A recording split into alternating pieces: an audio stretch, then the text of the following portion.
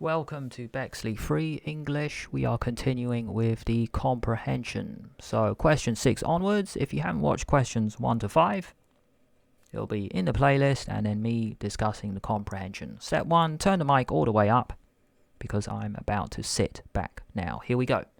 Question 6. Approximately how far did Ansel live from the beach in Brighton in 2013? Well, what was the key part in the passage? He only lived 5 minutes away. Just going to give you that because we've already read the passage. He actually lives really close to the beach. How do we know? Because my earlier video in question 4 and 5, I said, well, he took things for granted. He would love to wake up more often, early in the morning, go along the beach and enjoy that beautiful silence. Enjoy that moment, but he didn't. Why am I saying this? Because he's really close. Okay, so let's just pick. He's just 5 minutes away from the beach. 400 meters? Maybe. You're just so close. Half a mile. Well, 5 miles is 8 kilometers. Why is William showing you this? I thought this was a comprehension video, not a maths video. This is still useful for you anyway. You're doing the 11 plus, so maths is still part of it. 1 mile is 8 divided 5, so 1.6. That is walking distance, but I think that sounds like maybe 10 or 15 minutes. So I think B might be out. 100 meters? I don't think you live on the beach. You don't live on the sand right there. That's a bit too close. 1 mile? Well, that's a double B. No. And 1 kilometer? Well, 1 kilometer will be 0.625 miles. But 1 kilometer, let's just face it, okay? It's kind of close to 1.6. So, not too far. There we go. A should be the answer. Just here is proof just to show you. Line 10, that's where it says. 5 minutes away. Takes about 10 minutes to walk, kilometer. So, that's just them guessing. I mean, how to know that for sure? It's just a short distance. That's the point. So, 5 minutes away. That's it. A is the answer. Next.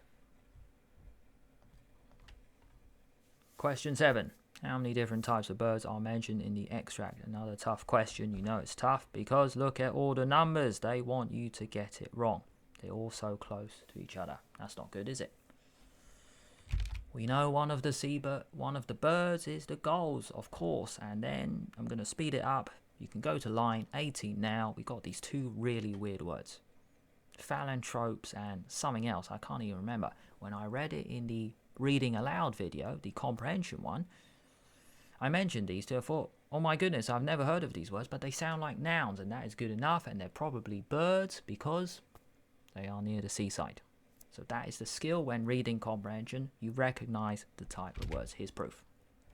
Here is proof, guys. And I said phalarope and gull, but gannet was the one I couldn't remember when explaining it to you guys just now. It's in line 18, so that's it. That is it. Those are the three birds. That's your answer. Next. Question 8. We're almost done. 6 more questions. That's it. What do you think mermaids' purses are in line 23? So I'm going to save you time. You can quickly go there now. Line 23, you will see Neil Ansell. He's just walking along the beach and collecting things. And then later he's actually got a bit angry because he goes home and then realizes there's just too many things. Collecting too much stuff. Being a bit of a hoarder. No need. One of the things that he collects are the mermaid's purses. What a strange word. Didn't even know what you're talking about. Right, here we go. Could it be cosmetics left behind by holiday makers? I hope not. That would be littering. That sounds like a jewel. Sounds like a really cool shell. Maybe part of the ocean. So it's not really lipstick by selfish people who just litter all across the coastline, the ocean line. No. Same technique. 1, yes. 0, no. Iridescent fish scales. What are they doing putting that fancy word iridescent? That just means glowing. Glowing. There's a really cool book I read, I think last year. It's about glowing animals. It's called Phosphorescence by Julia Baird. Julia. Where she is checking out really cool sea life. But also it's about adversity, coming back from tough times. Why am I mentioning this to you? Another really cool word for glowing is bioluminescence. Beautiful word. Can't even spell it, mate. Bioluminescence. Luminescence means glowing, and bio is to do with life. So think of it as glowing life. Some beautiful images you might want to type into Google. Glowing mushrooms or sea creatures, a vampire squid. They look incredible. You might want to Google that later. All right. So here, this is glowing fish scales. Well, I don't know if the fish scales fall off the fish, and then now you are collecting them on the seaside, on the sand, I mean. 0. Cases containing eggs of certain fish. Purses. Purses. Cases. Maybe that's the clue. 1. What a strange question. My goodness. That's not what I came across. That's not my deduction when I first did this. I thought, what on earth are they asking? But maybe cases is purses of this type of fish. D.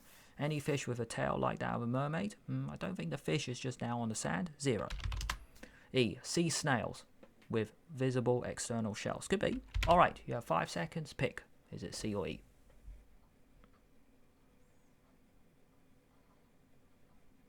The answer is C. Cases gave it away. Next, question 9. What's another word for garish? Line 23. I'll quickly get that. Let's paste that above here. Garish.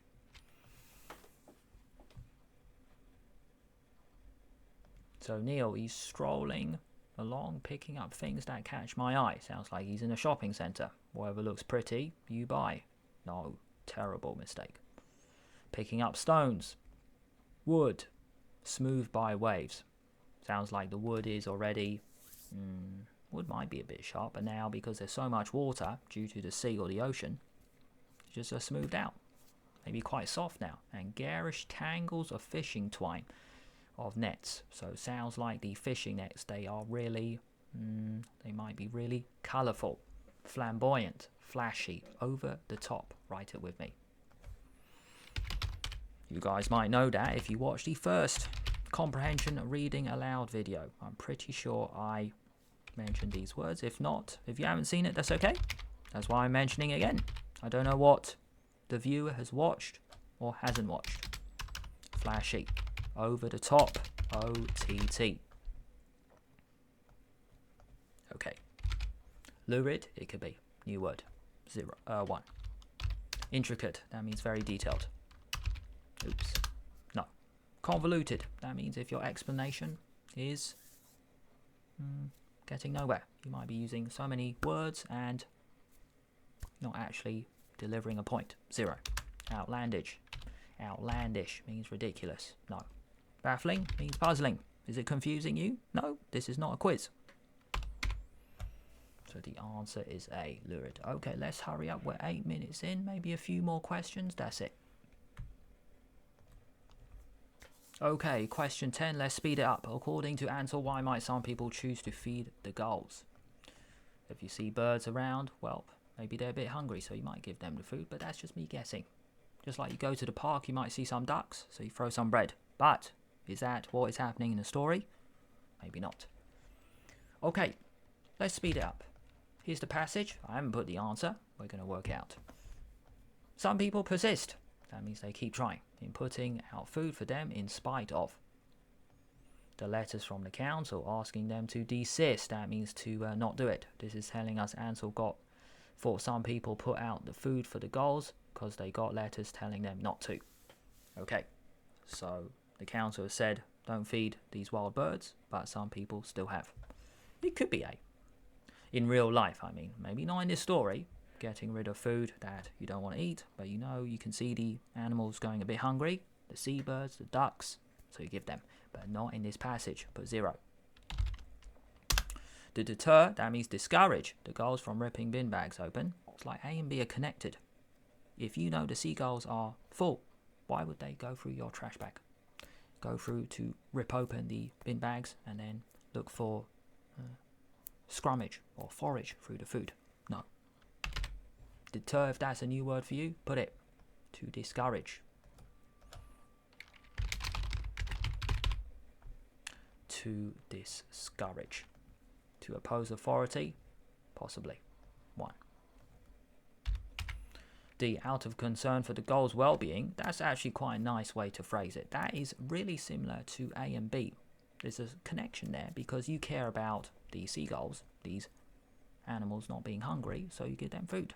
Not today. That's not the reason given here. E, to pass the time of day. That sounds quite funny. Sounds like you've got nothing else to do besides feeding the seagulls. That's not true. 0. So there we go.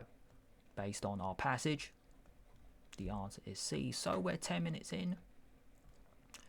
My normal way to end the video, top left corner, will be the previous questions. I think questions 1 to 5. And then when I'm ready, the next video in the comprehension, which will be just the final 3. I think questions 11, 12, 13. Yeah, let's make it a short video for that one, bottom left corner. Thank you so much for watching. See you next time.